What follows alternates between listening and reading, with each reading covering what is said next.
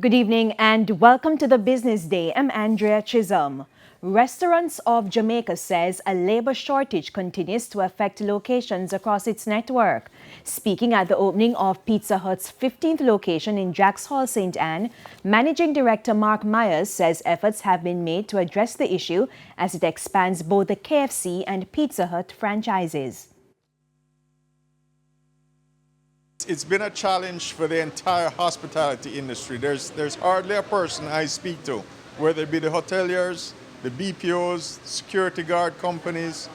Everybody's having the same challenge trying to find workers to be able to service the customers now that the economy is coming back. So it's a real challenge, but one we're working very hard to alleviate.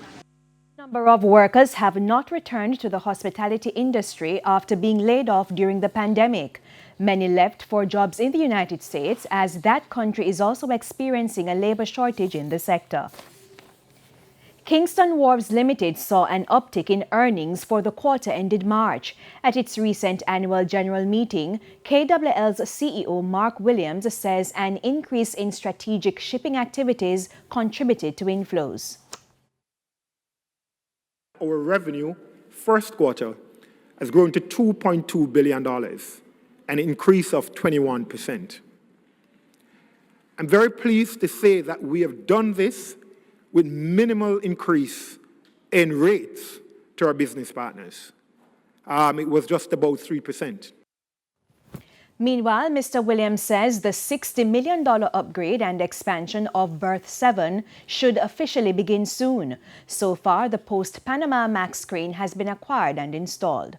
That has been awarded to an international contractor. They have started the preliminary works. All the preliminary works have been done. The design has been done. That has been submitted to the local authority. We're awaiting approval.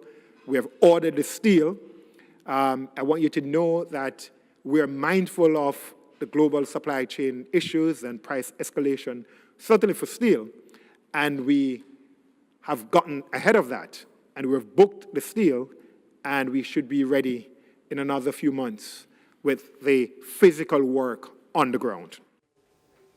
Digicel has seen a slide in the market value of $925 million of its bonds that become due in almost 8 months. The drop comes amidst mounting concerns about the Dennis O'Brien Telecom Group's ability to refinance the debt.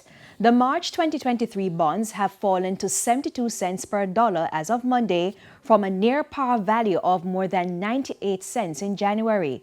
Digicel's investors are worried over exposure in emerging markets and currencies in a weakening global economy. Ratings agency Fitch said Digicel with operations across more than 30 markets in the Caribbean and Pacific regions faces significant refinancing risk with the 2023 bonds. The U.S. currency is being sold for an average $152.29. $118.53 is the going rate for the Canadian dollar and $185.71 for the pound. It's costing an average $163.69 for the euro.